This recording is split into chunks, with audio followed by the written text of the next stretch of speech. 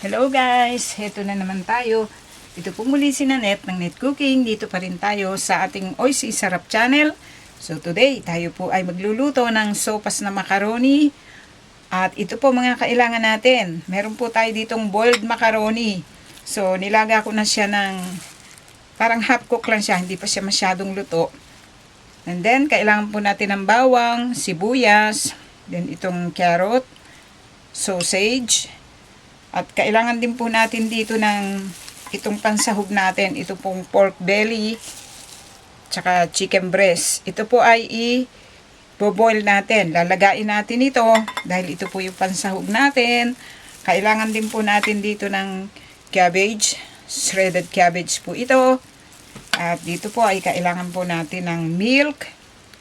Siyempre, kailangan din po natin dito ng water at cooking oil.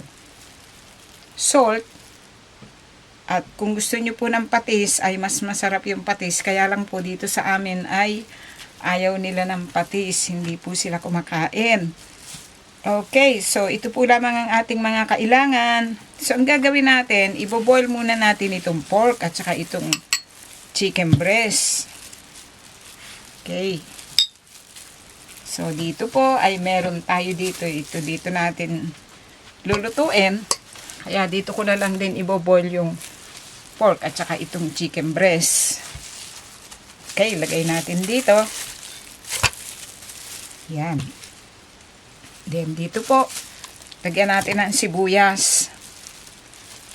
So ito nga pala, hindi ko nabanggit itong whole peppercorn. Then bay leaves, salt. Okay, then dito, lagyan natin ng tubig.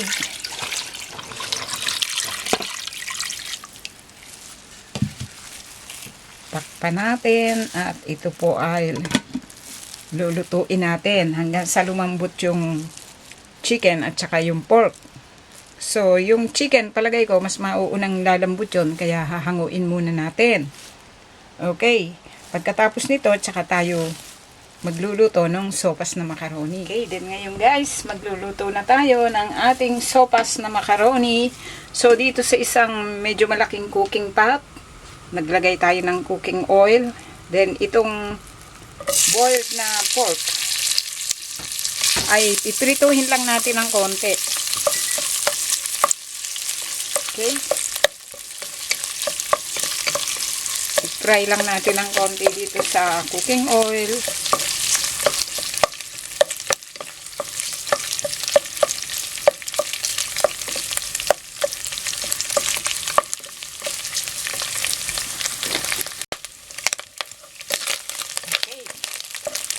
Lumabas na yung mantika. Then dito, ilagay natin itong garlic.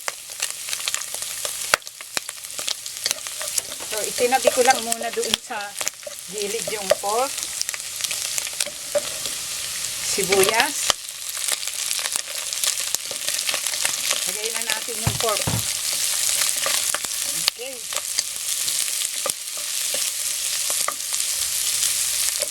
So, dito guys, isama natin itong chicken.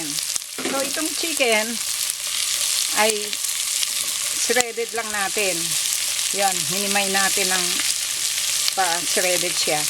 Okay?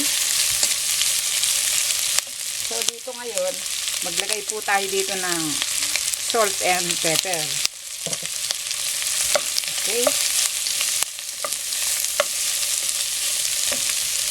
Lagay natin itong carrot.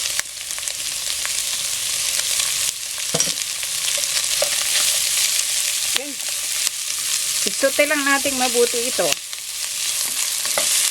hanggang ma-coated siya ng oil. Sausage.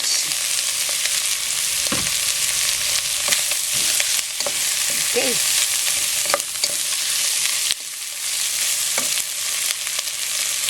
Then here, ilagay po natin itong macaroni. Okay.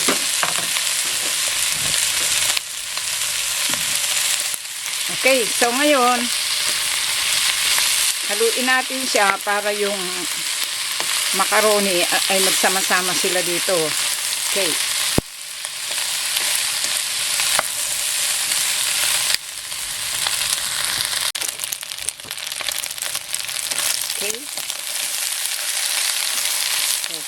ito. So ngayon, ang gagawin natin dito guys, so ito yung broth na pinaglagaan ng chicken at pork. So ilagay natin.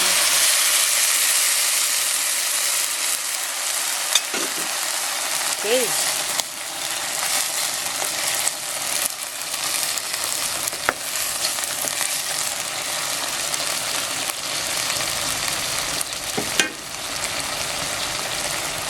And dito ay lagyan po natin ng milk.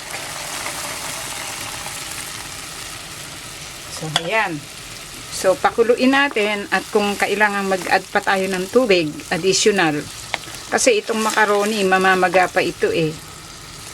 Ang dapat lang dito, lagi nating haluin para hindi magbuo yung gata, ay yung milk pala. Kakamali tuloy ako. Okay, then dito po ay nilagay ko na yung cabbage. Kaya lang, kulang ata siya. So mag-a-add pa ako ng konti. Okay. So dito, okay, pwede na po ito.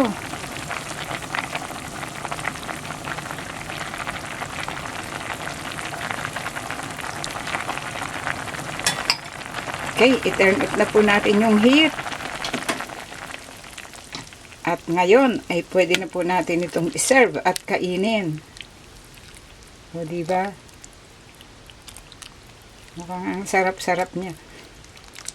Okay, tamang-tama ito pagka ganitong malamig ang panahon.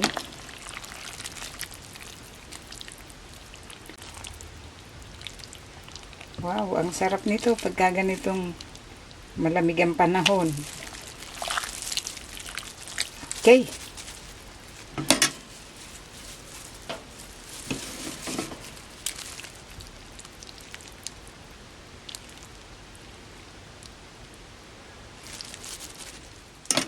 Okay, then ngayon, ito po ang kinalabasan sa pagkakaluto po natin sa ating sopas na macaroni.